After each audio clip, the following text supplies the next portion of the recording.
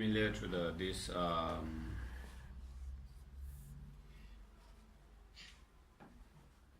the verses in Sutra here, also in Nagarjuna's root wisdom or fundamental treatise, it says, something in emptiness.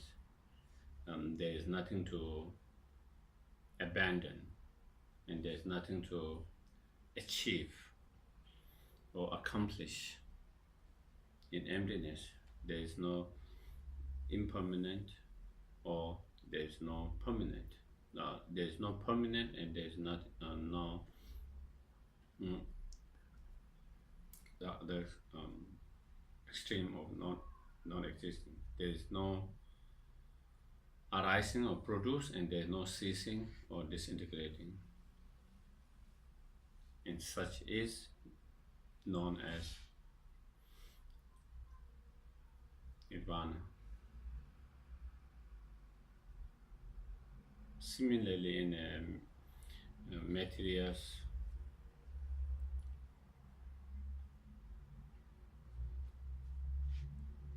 Uttaratantra, it also similar statement where it says there's nothing to clear. Of course, talking from the emptiness point of view, ultimate point of view, there is nothing to be clear, and there is nothing to be established.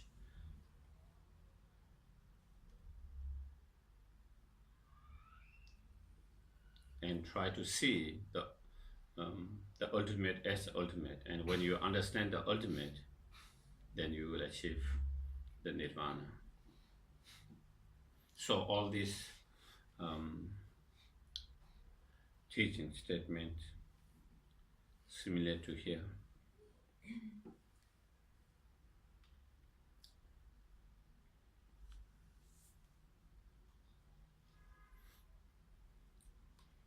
And then next, how the bodhisattvas train on the path and then achieve enlightenment by training on the path of meditation, and how they achieve enlightenment.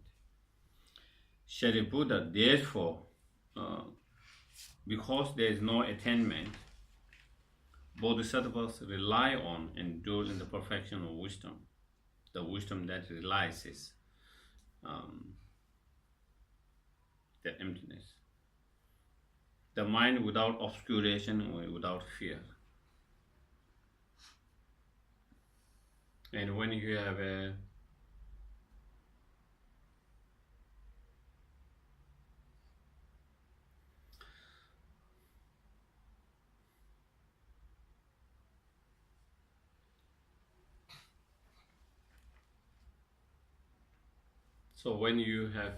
when you are free from obscurations, so in terms of the path of meditations, when you achieve the Ed Bhumi, then you are free from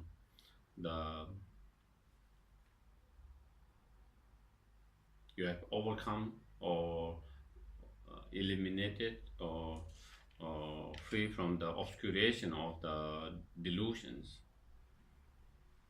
And so when you have no more delusions, and when you have no more that kind of obscurations and grasping of truly existence, then you have no more fear. All our fear arises from this grasping.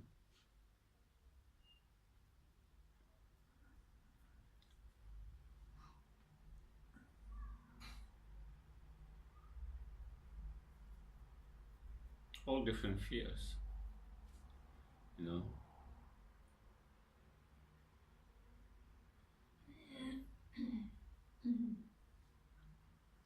all kind of fear that we experience in our life. Even when we are in a spiritual path, still we have again fear in relation with our path, spiritual path, and so forth. And all of them arises due to the delusions, due to the obscurations of the delusions. And when you are free from the obscuration of the delusions, then there is nothing to be feared.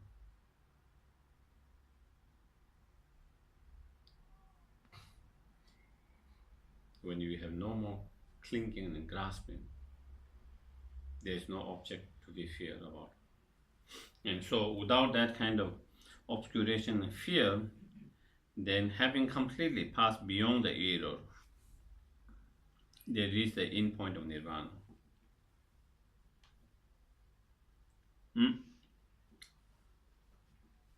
And then having completely passed beyond the error, so then not only they overcome the obscuration, delusion, then in the next three bhumi, in the bhumi 8, 9, 10, they meditate, practice to overcome even the subtle obscurations, the obscuration knowledge. And by the end of the 10 bhumi, then when you abandon and overcome all the faults and the error of all the obscuration, both obscurations, then that is when you reach the end point of nirvana, when you achieve the fully enlightened state. And here they achieve non-abiding nirvana. And non-abiding nirvanas means not abiding in samsara and not abiding in individual liberations. Arhat abide in individual liberations. But the bodhisattvas do not abide in that individual liberation. Instead, they achieve Buddhahood. And that is called non-abiding nirvana. To differentiate between the nirvana that is achieved by the Arhat and the nirvana achieved by the Buddhas through the bodhisattva path, these two nirvana are not same nirvana. So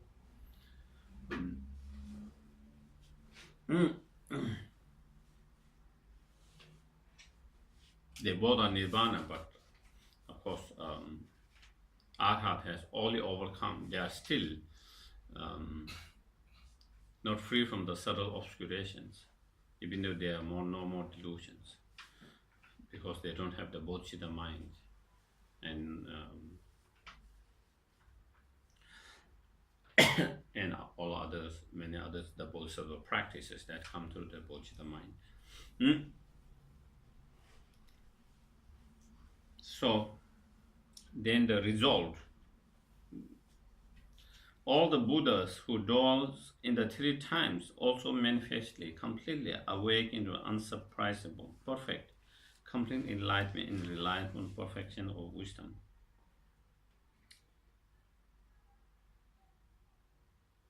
So here's saying all the Buddhas, not only the present Buddhas achieve their fully enlightened. So here again, it cautions the answer you asked this morning. They achieve enlightenment in reliance on the perfection of wisdom. So they practice the perfection of wisdom. The wisdom realizing emptiness together with the compassion and bodhicitta mind. And through that, then they overcome the two obscurations. Having overcome the two obscurations, then they achieve the fully enlightenment. So all the Buddhas here, as it says, the present Buddha, the past Buddha, and all the future Buddha will also rely on the same path, the perfection of wisdom. And so, so therefore, sometimes the perfection of wisdom is called the mother. That mother give birth to all the child. Same way, this perfection with the wisdom give birth to all the Buddhas.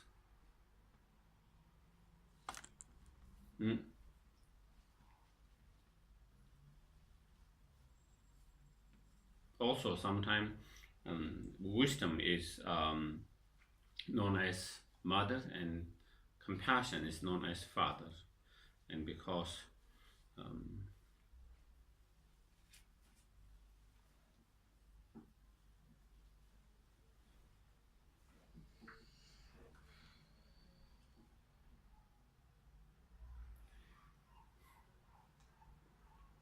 because the wisdom relies in the emptiness, give birth to the Arhat, Bodhisattvas, and all the Buddhas. And without that wisdom, the Arhat cannot achieve their Arhathood, Nirvana. The Bodhisattvas cannot achieve fully enlightenment. So they all depend on that. Whereas the compassion or great compassion bodhicitta is not required for the Arhat to achieve Nirvana. For the Bodhisattva to achieve fully enlightenment, that is required, it is must. But bodhicitta mind, great compassion, is not necessary to achieve the Arhat and Nirvana. So therefore,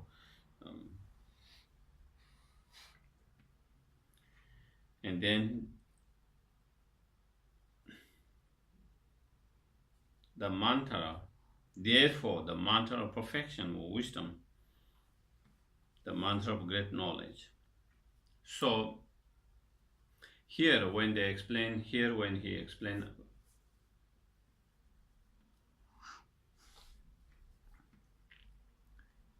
about the mantra, we are not here not talking about same kind of mantra that you see in the Vajrayana, secret mantras. Mantra means man and tra. Man means the mind, tra means protections, protecting your mind. What protects our mind is the wisdom of the perfections. That is the best protections. The wisdom of the perfection, the wisdom relies in the emptiness, is the best protections. When we have that, then we get protected from the ignorance. When we are protected from the ignorance, then we are protected from all the delusion that come through the ignorance. And then when there is no more delusion and karma, then we don't receive any harm, because there is no karma to receive harm.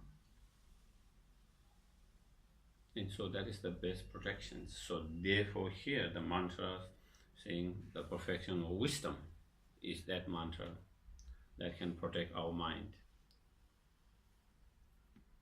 The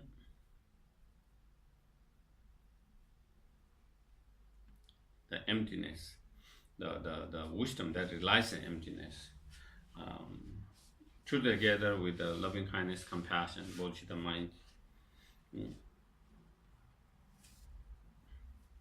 And the mantra of great knowledge, and that is the mantra of great knowledge, because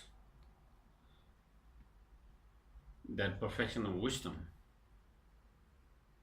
overcomes the ignorance. So something that overcomes the ignorance, great knowledge. Unsurprised mantras, because there is nothing more powerful to overcome the delusions.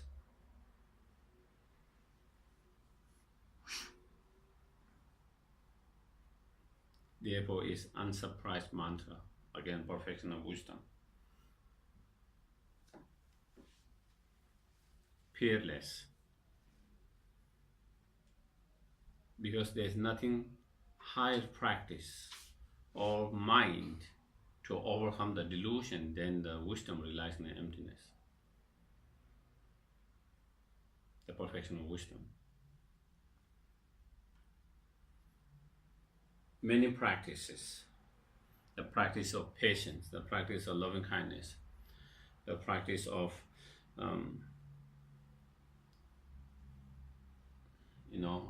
impurity of the body and so forth, or the practice of meditation on impermanent and so forth, they can overcome certain delusions or act as under certain delusions, but each of those only certain delusion, not all the delusions. Loving kindness, compassion can destroy anger and hatred, but it cannot destroy the ignorance itself. The meditation on impurity of the bodies or essence lesson that it can overcome certain delusions, that attachment to that body, attachment to that object. But again, that itself cannot overcome the anger and the ignorance, so forth. But the meditation on emptiness and wisdom realizing emptiness will act as an antidote towards all the delusion, ignorance, attachment, anger, pride, jealousy, all of that.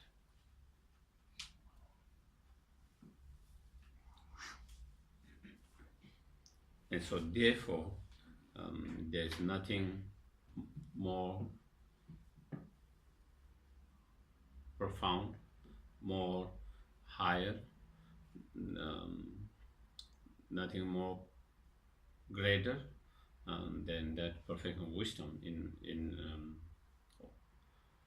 in destroying and overcoming the delusions, obscurations.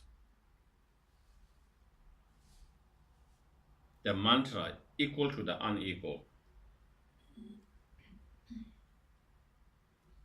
In some of the commentaries,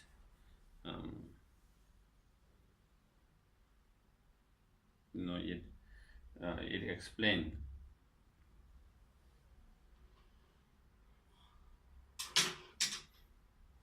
this perfection of wisdom give rise to the two results, which is equal and unequal.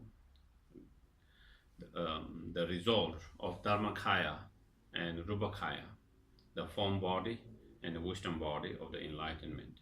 So the form bodies known as unequal, and then Dharmakaya equal. And so because this perfection of wisdom produce that two results, so therefore the mantra equal to the unequal.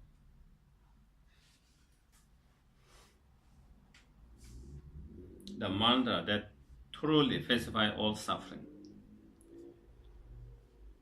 And perfection of wisdom is something that, so here when you say mantra, we are referring to the perfection of wisdom. It's also that truly pacifies all the suffering, that ends the samsara and suffering in the samsara, as well as the cause of the samsara, the contaminated karma and the delusions.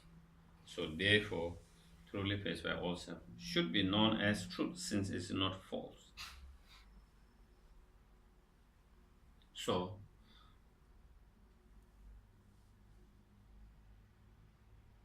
unlike like conventional phenomena or conventional truth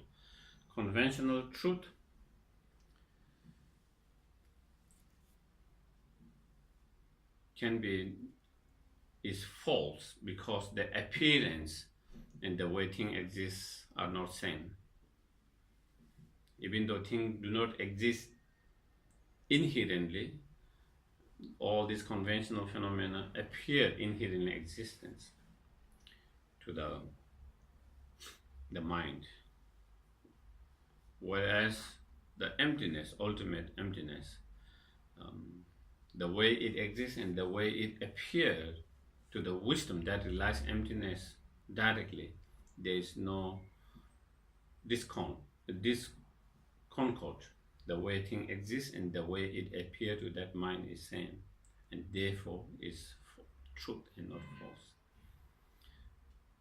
the conventional phenomena can kind of mislead us, misguide us. The ultimate phenomena cannot mislead us. So therefore, it's a truth since it's not false. The mantra of perfection, wisdom declared. And so when that perfection of wisdom is kind of,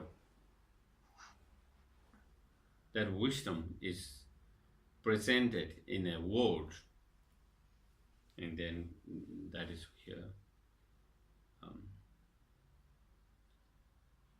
And so Tayata Om Gada Gada Para Gada Parasam Gada Bodhe Soha. So, like most mantras, it's some mantras start with Tayata, some does not start. Tayata means thus it is. And so that is not the actual mantra itself. So the actual mantra itself then start with Om.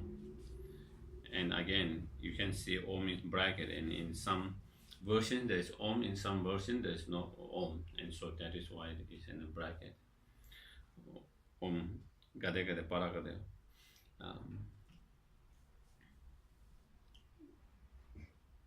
Om, is a auspiciousness.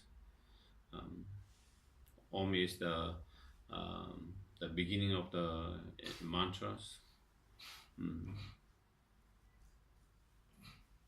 And in most cases, Om also represent the result.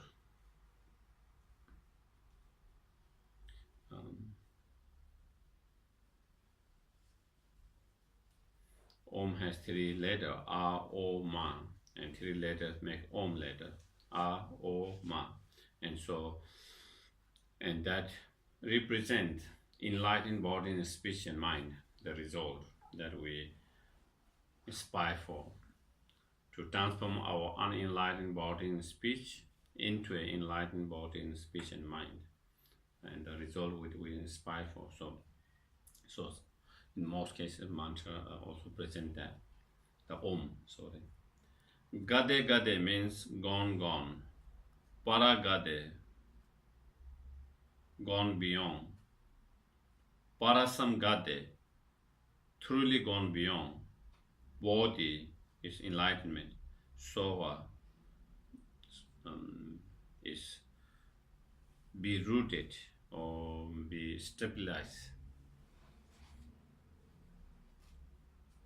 So with that, it explains the path of perfection of wisdom, or the Bodhisattva path, in a very short, summarizing all the things that explained with that mantra.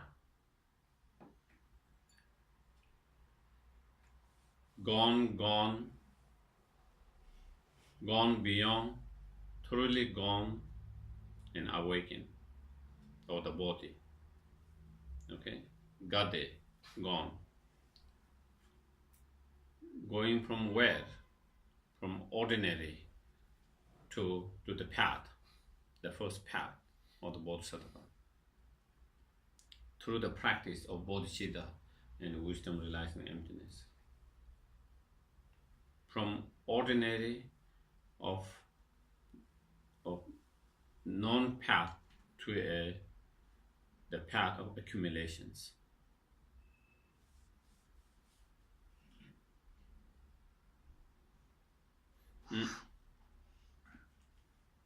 And then again, gone, Gade, Gade, and gone to the path of preparation from the path of accumulation of merit. As you continue to work on your bodhicitta and especially the wisdom perfections, more deeper, more profound, and by overcoming more and more dualistic, becoming less and less dualistic, and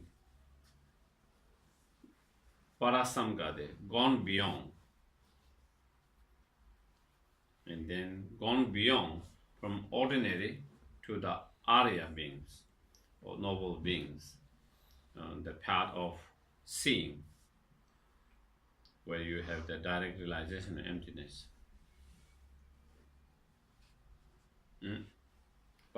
Parasamgate, gone, thoroughly gone, and from path of seeing, again through the practice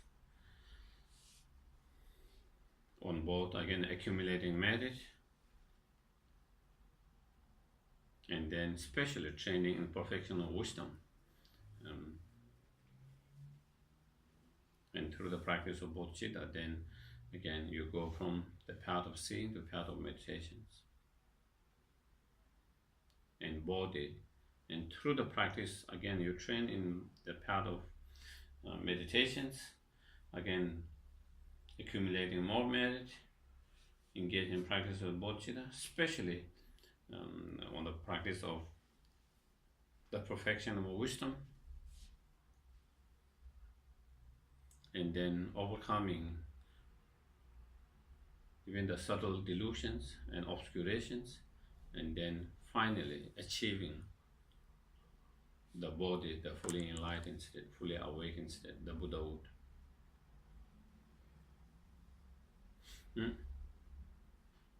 And then Soha means that all this path be rooted in my heart, be stabilized in my heart, be stabilized in my heart.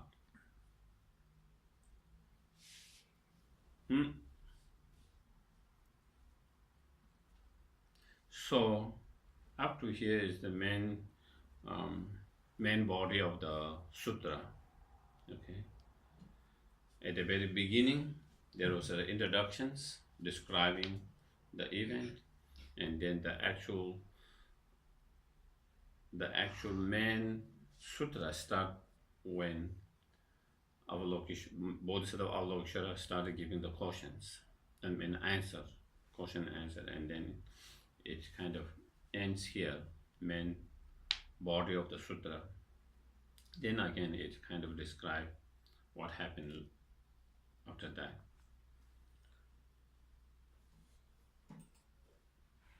So Shariputra, the Bodhisattva, Mahasattva, so who are interested in the Bodhisattva path, they should train in the profound perfection of wisdom like that, just as I have described. First more detailed, and then in a very summarized through that mantra that I've just described. Detailed and short, they should practice in that way, they should train in that way. Then the Bhagavan arose from the concentrations and commended the Bodhisattva Mahasattva Arya Avalokiteshvara, saying, well said, son of the lineage, it is like that. One should practice the profound perfection of wisdom just as you have indicated. Even the Tathagata rejoice.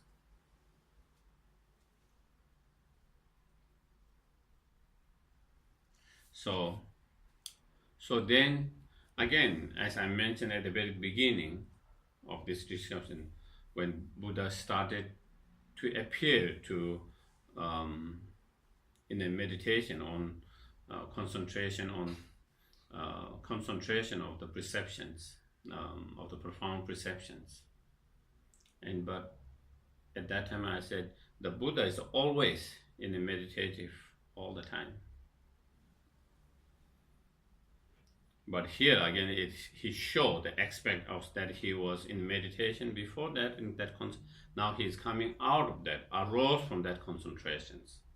Okay, one way of putting is that Buddha showed the aspect of that he was going to the concentration meditation, and now he is coming out of meditation concentration. But in reality, it is the audience who are there, they saw that way, as the Buddha was concentrating, and now they saw that he was coming out. But Buddha was always in concentration all the time.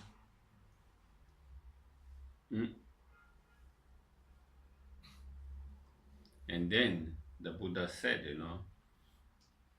well said to the Avalokiteshvara for his explanations of how to train in the perfection of wisdom, those who wish to train in the Bodhisattva path.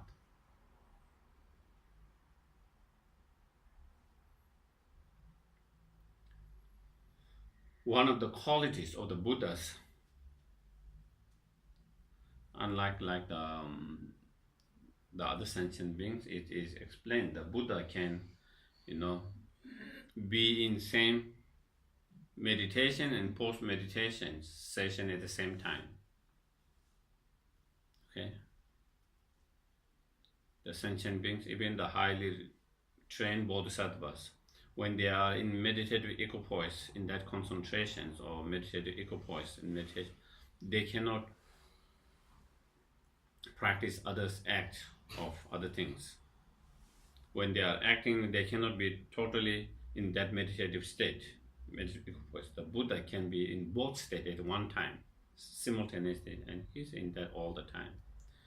And so this one also showed that act. Even the Buddha was totally in that meditative equipoise, in that concentration, in that meditation state, but he was totally aware of what was going on. All the conversation, everything that was going on, he was totally aware of that. Okay? And that is where he said, well said, it is like that, it is like that. So, and the Buddha said that, to kind of, even though bodhisattvas explained that way and correct way how to practice in the perfection of wisdom, but among the audience, some of them might be whether that is the actual correct or not,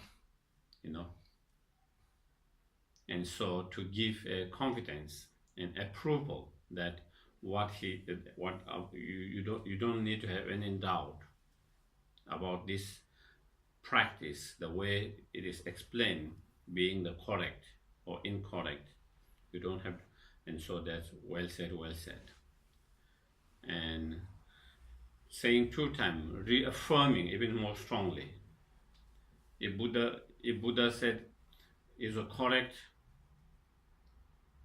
some might have thought that is, but then if Buddha doesn't strongly affirm it, then some might think, oh, Buddha said it's okay or it's correct, but he didn't say very strongly, firmly, and so therefore again they might have some doubt, So well said,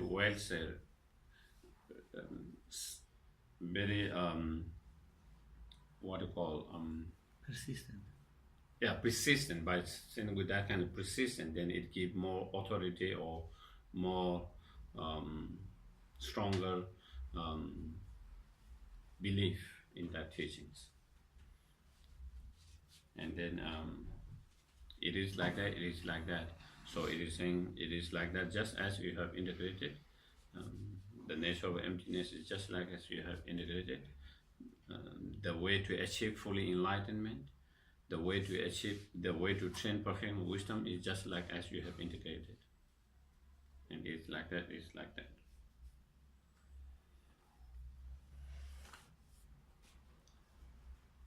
And so therefore, that being the correct and unmistaken, so because that is correct and unmistaken, therefore those who are interested, one should practice profound perfection and wisdom, just as the Bodhisattva says, indicated or explained.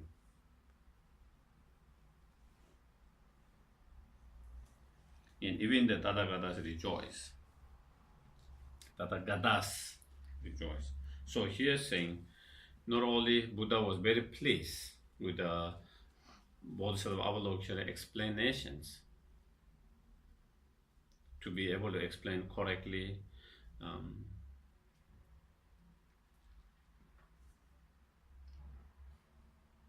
not only Buddha himself was pleased and rejoiced, he says, also all other Buddhas also will rejoice and will be very pleased with your explanations.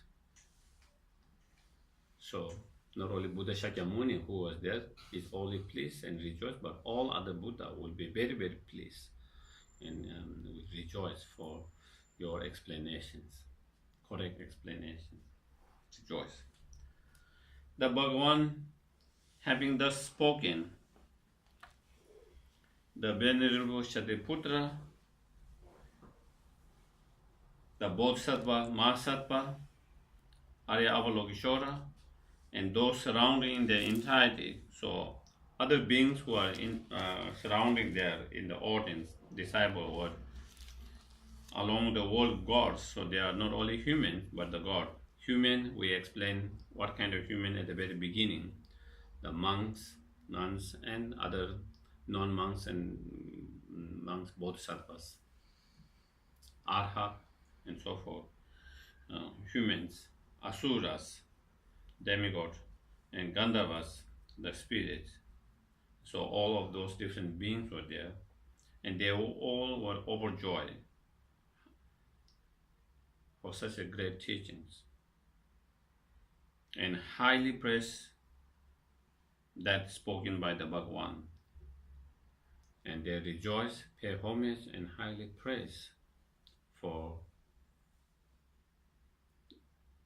the conversations, the discussions, inspired and blessed by the Buddha, and then concluding the discussions by Buddha himself, by speaking that well said, it's like that, it is like that, and affirming that. So they were very, very, everyone rejoiced in that. So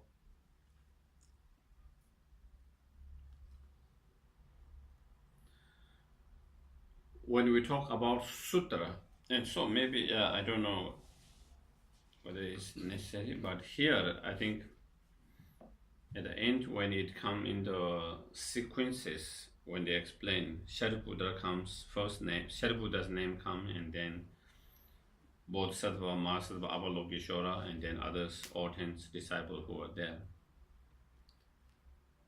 Even though the Bodhisattva, Mahasattva should come first, he is a highly realized Bodhisattva. Shariputra, in generally, as we mentioned yesterday, in general he is known as a arhat. But in some teachers says, the way they put this kind of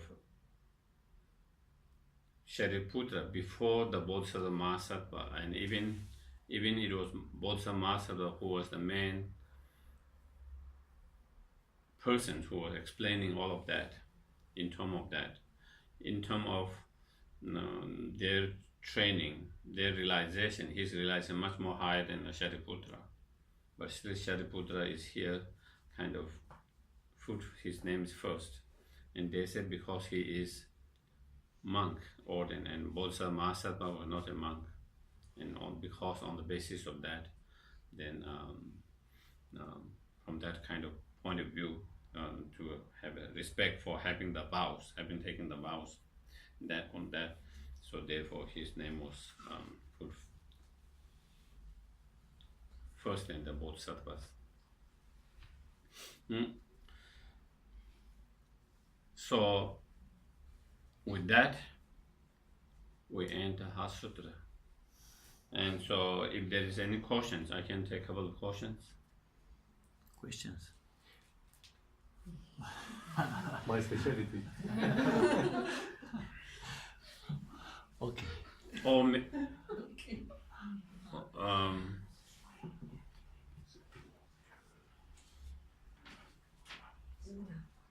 okay, maybe let me take one or two questions, and then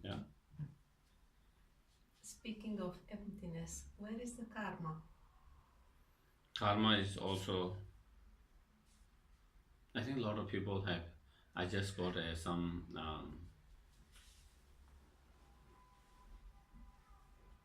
from another student from United States, again about emptiness, and asking same questions. Wrote me email asking again the questions about emptiness. I mean karma, whether karma is inherently existence, So again, karma is same. Karma is actions. You engage in the certain actions due to certain intention, motivations, and then you create certain, you can say certain energies, certain seed, certain potential. And that is what we call karma. So that potential, karmic potential, imprint or seed, is not inherent or independent. It is produced by someone's intentions and someone's actions. So therefore is dependent arising. So therefore is not independent, is not inherently. Do you get it? So yeah. So if it's inherently existent, then it doesn't depend on other factors, other conditions. So therefore, there's no need of intention. There's no need of someone creating certain actions through their body, speech, and mind. But it is necessary for the karma in terms of, to that potential, for that seed, that imprint to produce. And so therefore, it's very dependent on other factors, other conditions. Thank you. Yeah. Yes, please. Yeah, I think. Which is the dependence between the mantra heart sutra and the mind? Which is? The dependence between two.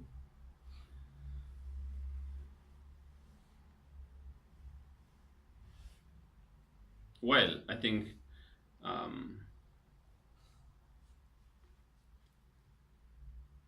mantras are sudden realizations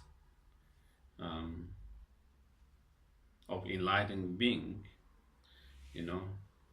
that is kind of manifested in that particular sound, that particular letter. So, so the actual mantra is the realizations. Okay, the wisdom realizing emptiness is the real mantra. Okay, for those who doesn't have that mantra, in order to actualize this mantra within them, they use certain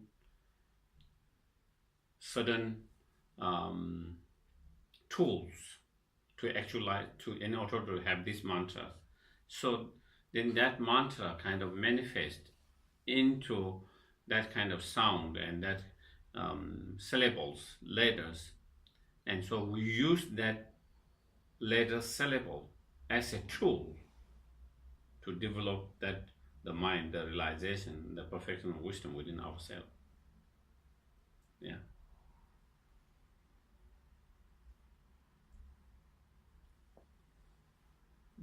Can I start? No, you can't start. Okay then. Yeah, please. Okay. Something happened to me when I was in a meditating state. In that state, I didn't know anything. It's like, I don't know if it was emptiness or something like this. It's blank. Nothing. But in same time, I was hearing others, what they do. I was hearing myself snoring. I was hearing the others who talk. I was hearing others who move. But in the same time, there was nothing. I don't know how to explain. So my question is, if there is emptiness, how I know that I'm there? Because there is no grasping, there is no all other things. How can I know that I'm there?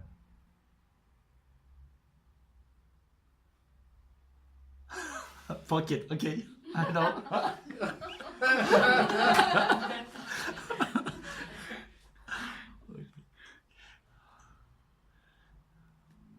that could be more of,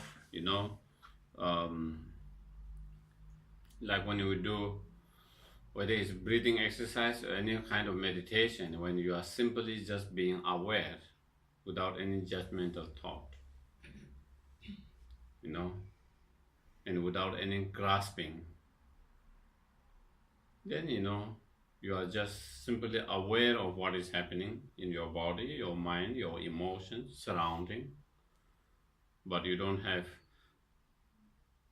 grasping, clinging, and judging. This is good, this is bad, this is all of that. Simply being, and that doesn't necessarily mean that one is even meditating on emptiness. It's simply just being strongly aware of all that without any kind of judgmental thought, without any kind of clinging and grasping in that moment.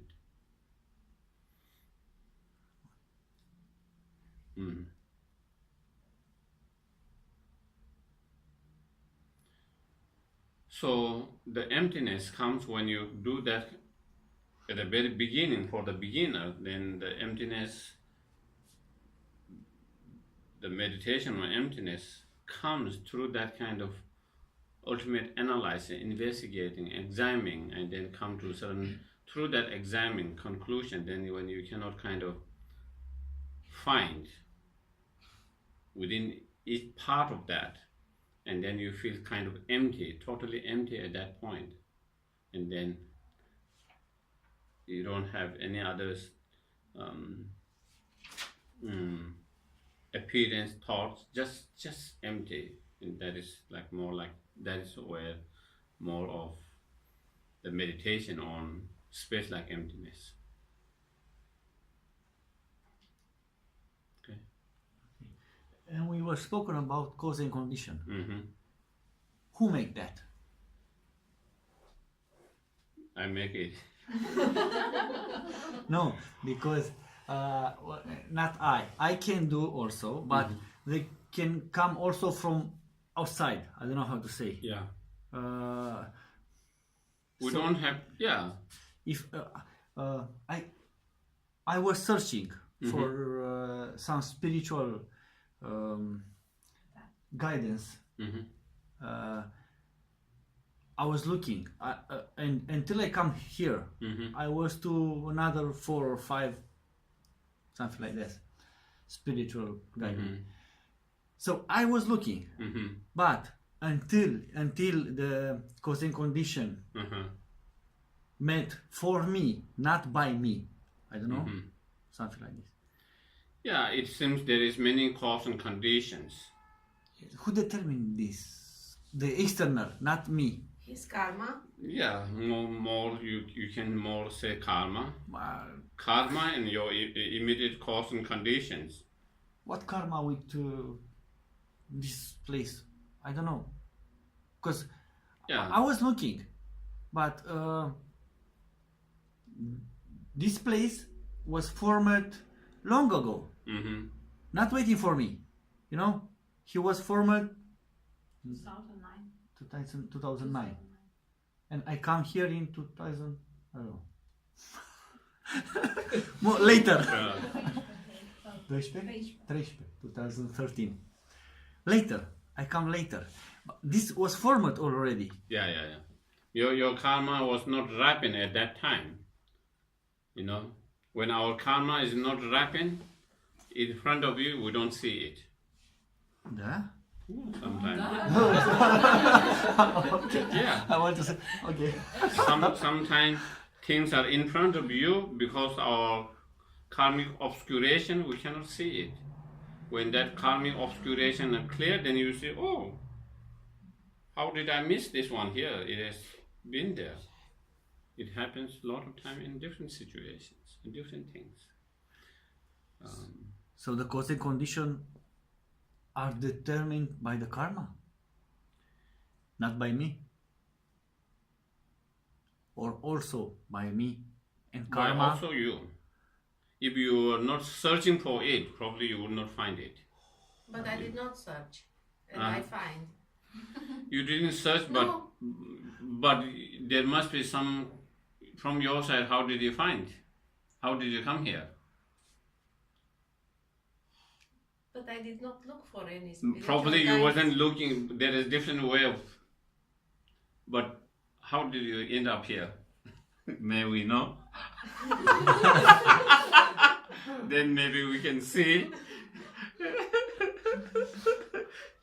Your friends brought here.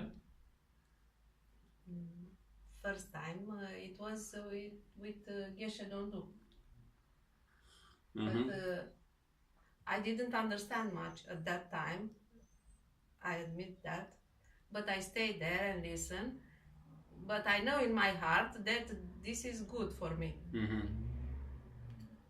But you went to listen to the talk. You saw in Yes, only to advertisement listen. or whatever. Yes, but I didn't know exactly what it is. Yeah, even you didn't know, you had a curiosity. Yes, Wanted exactly. to find of that. I heard samsara. I didn't know what is samsara. Yeah.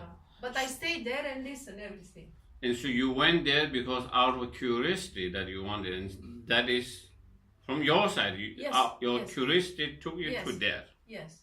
And No. I connected Geshe Dondup with Dalai Lama. This was in my mind. Mm-hmm. And so then there is from your side. It is not like looking like he was looking, searching, but you were curious about something and you wanted to hear about Yes, that, and yes. you were there. Your curiosity Yes. took you there, and then it connected. Yes. And so therefore you had the karma so that it connected you, but it was your curiosity which kind of brought you to there, that space. Yes. And so there is again from your side, and if you don't have karma, even your curiosity bring there and you don't connect at all, and then this is not for me, and so all these many things come together, many cause and conditions and come together. Okay, so anyway, I think because I've already said we are going to do some meditation, we have to do.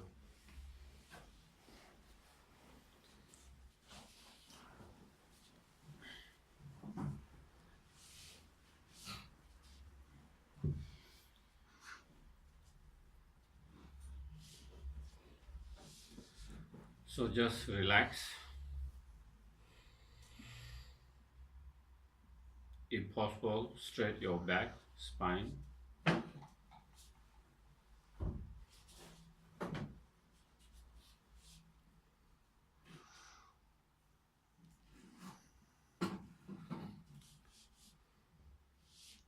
And so just make yourself comfortable and relaxed. Not try to be too tight.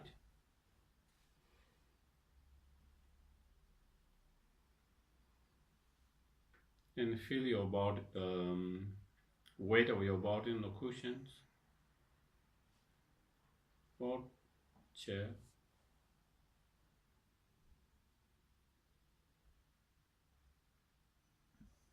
And then try to keep your awareness on the breath for a few moments.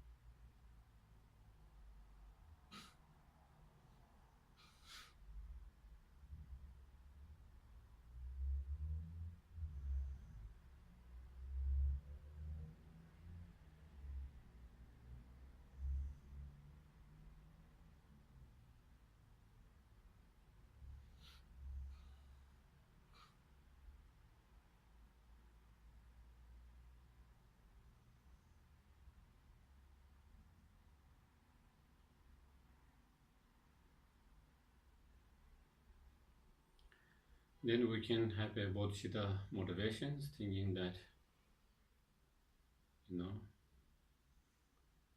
the purpose of my life is not only to help myself, but also to help all sentient beings as much as I can.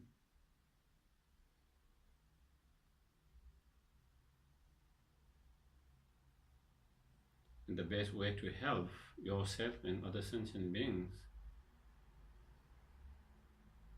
is to help them free from all the suffering and cause of all the suffering.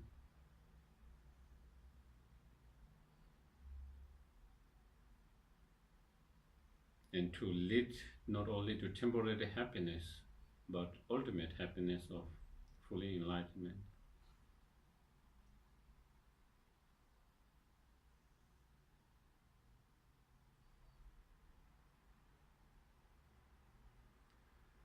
But in order to do that, I myself need to achieve that fully enlightened state as quick as possible.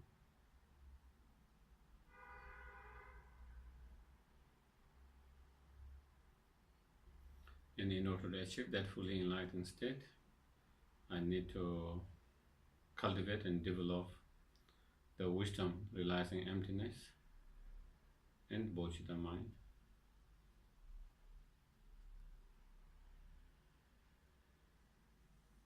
And for that I need to practice, meditate. For that reason I'm going to meditate.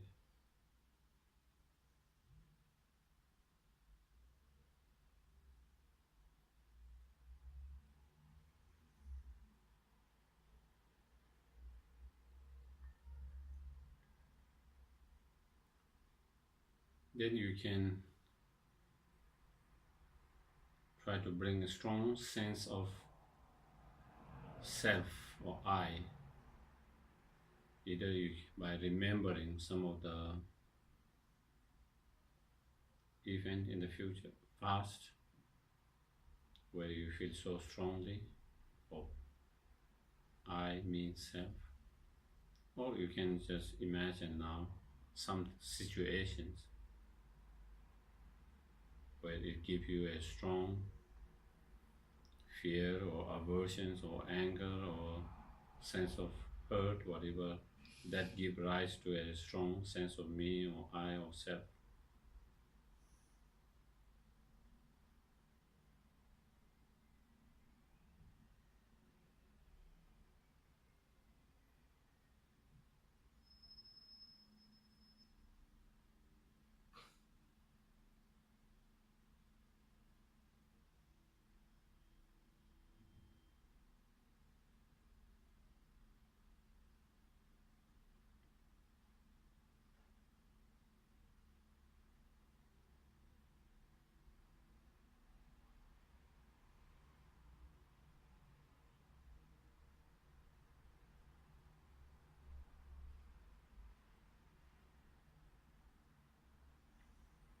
And when you have that strong sense of self,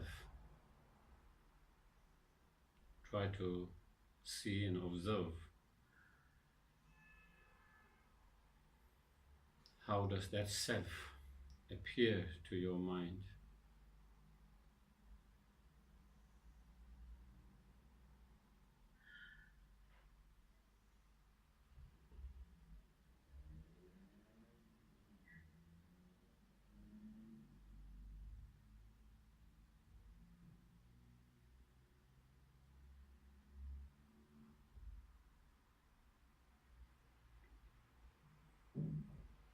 Then you try to, through observations, notice how there's a sense of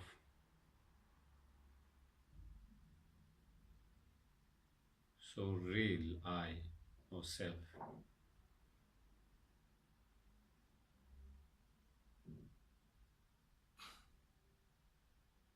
So independent I or self, so concrete, so solid,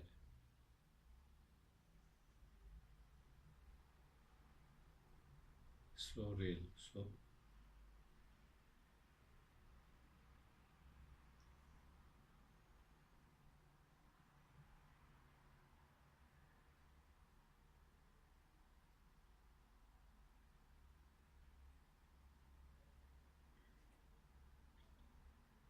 if there is such, just as it appears to us in the way we believe, if there is such a so real, solid, concrete self or I, if there is such independent I,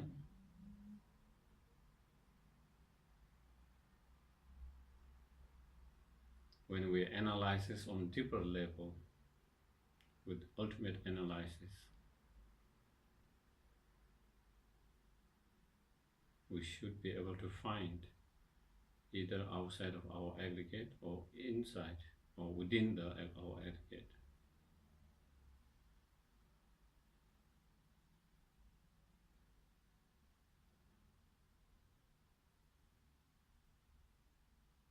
There is nowhere outside of our aggregate where we can find it.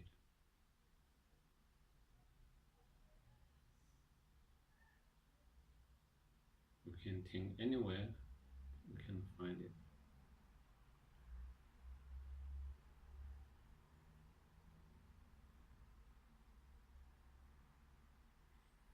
So the other only possible is within the aggregates.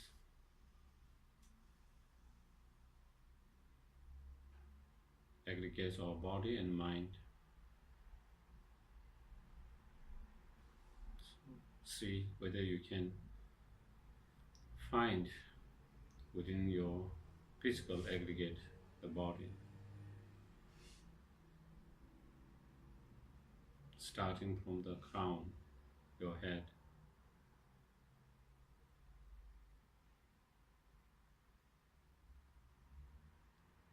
our head is not me or self.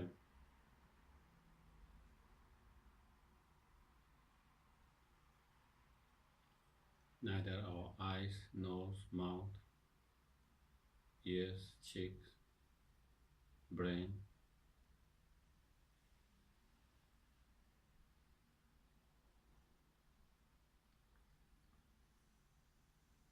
neither our neck, shoulder, arms, hands,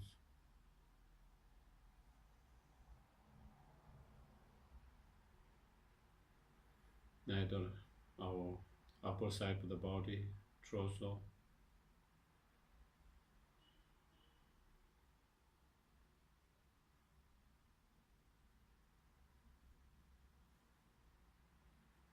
neither each of organs within our upper part of the body,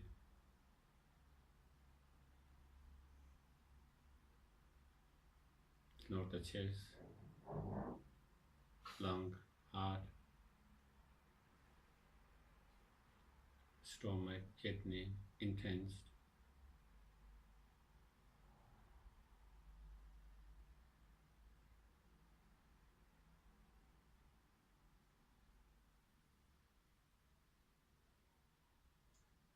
neither our thigh,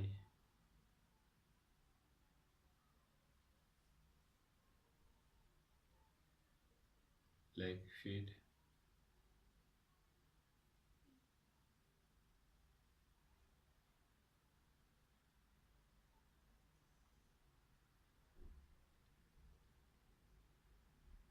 neither our skin, flesh,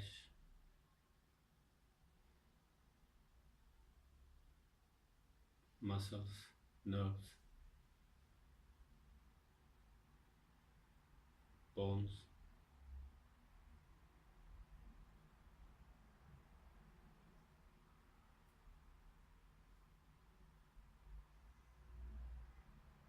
none of them.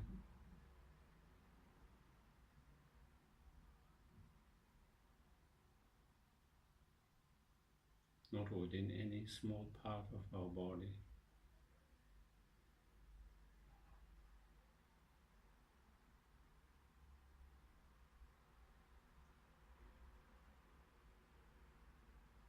If we cannot find within our physical body, the only other possible is our mind, within our mind.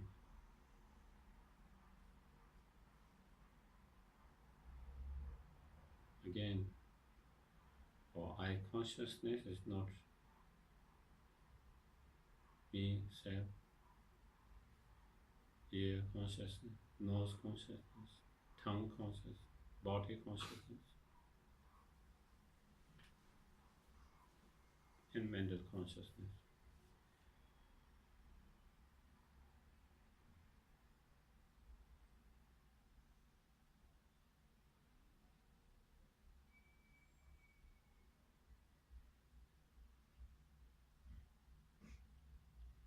If our mental consciousness is the self, again,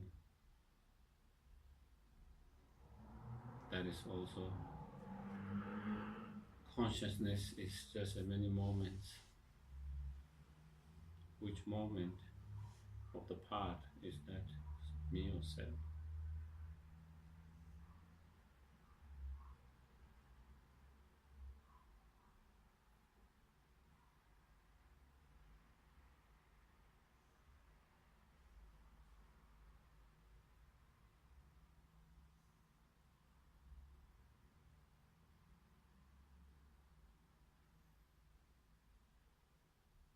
So therefore, the self or I, we feel so strong.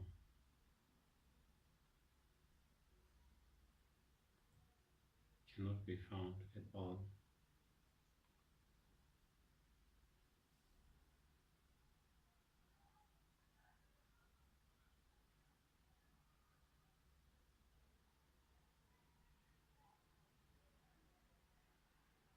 It's just empty.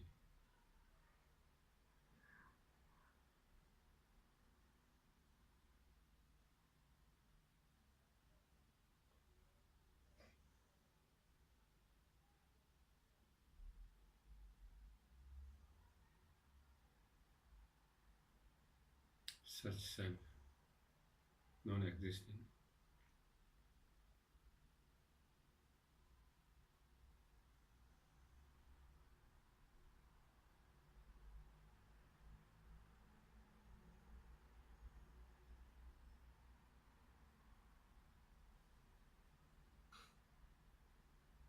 So try to remain in that empty spaciousness.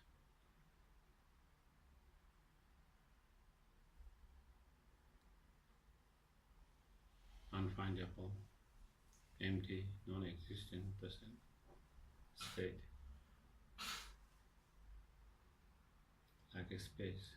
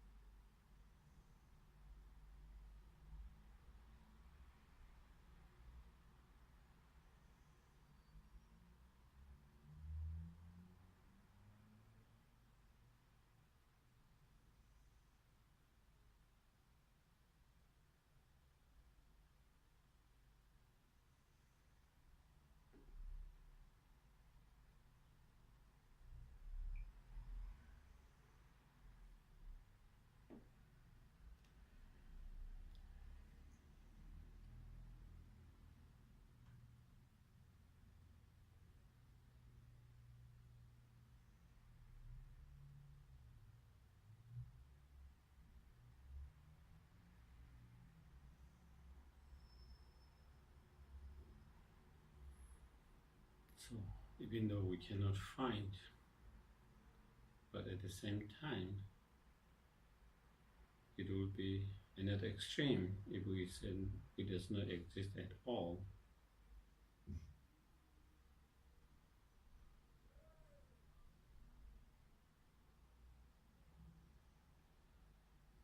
Otherwise, there is no point of even trying to meditate.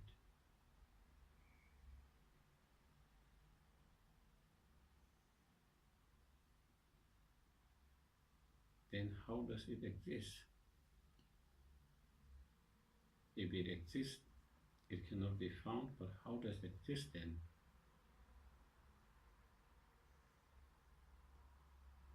It exists only on merely imputations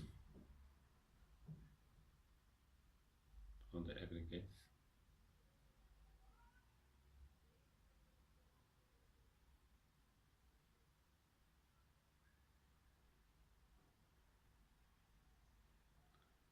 merely labeling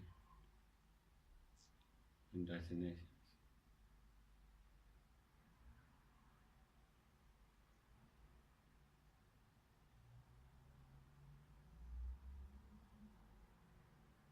That is the only way that could exist.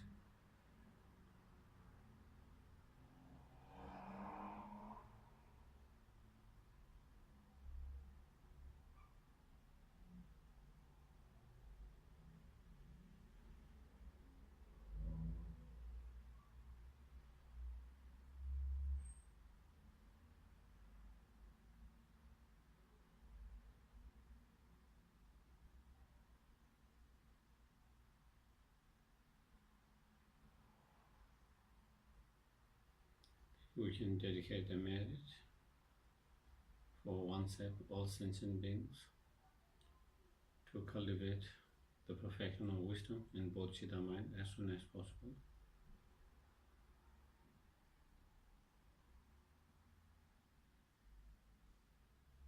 And those who have already actualized, not to diminish but increase more and more.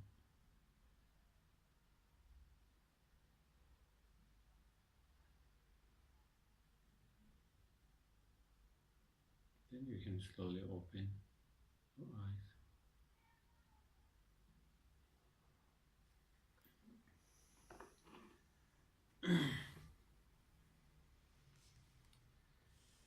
So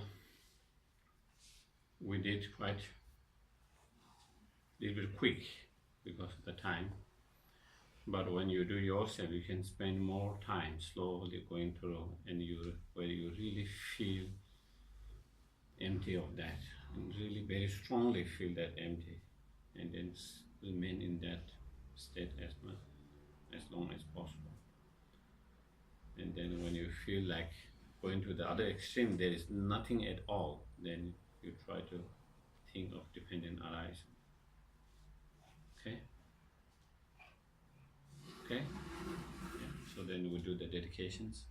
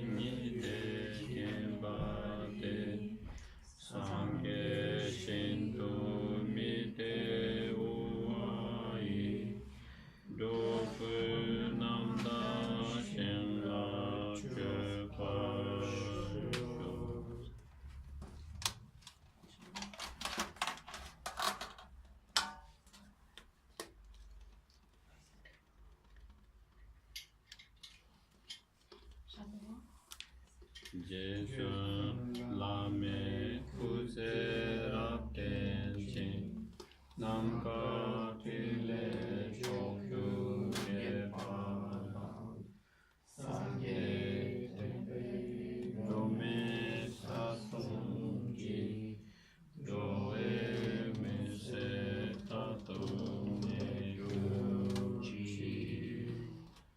Yitam urulana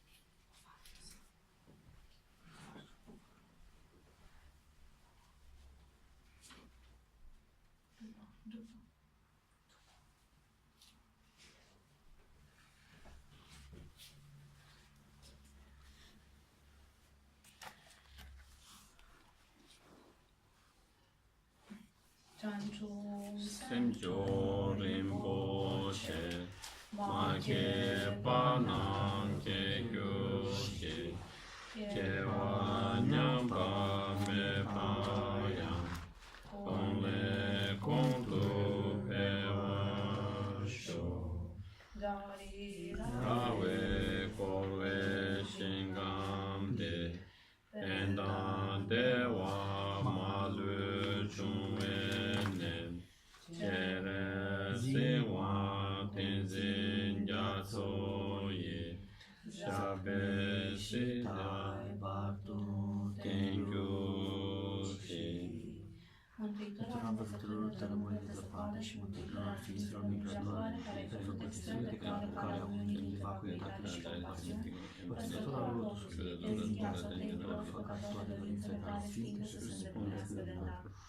Fiecare dintre glorioșilor buni să fie lung și stabile, fiecare toate nenumărate ființe să fie fericite, fiecare și toți ceilalți fără de excepție să rămână negativitate. Și fiecare să fie binecuvântat să ajungă la cele două colecții ale mele vaste precum spațiul pe care l-am acumulat, din practica muncii mele și efortului susținut pe vreme îndelungată, fie ca să devin principalul lider Buddha pentru toți cei a căror minte înțeleaptă este orbite de ignoranță.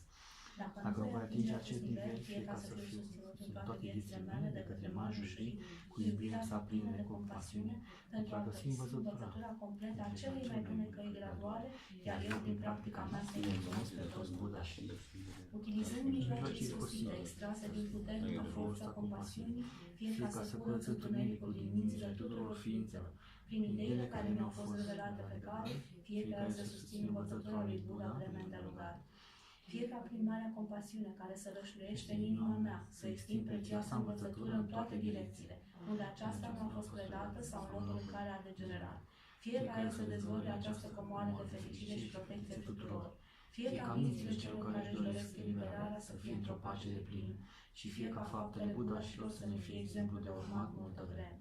În special această cale graduală către iluminarea de plină, obținută datorită minunatei cobrite virtuoase a budașilor și a copiilor acestora.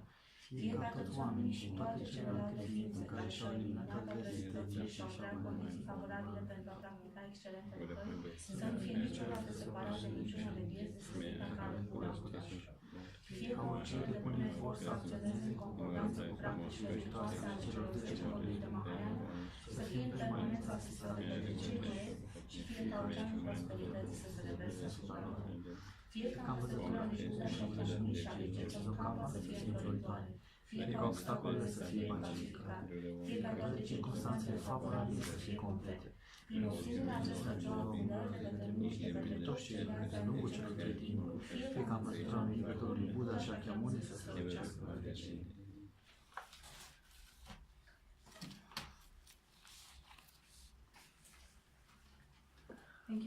Thank you.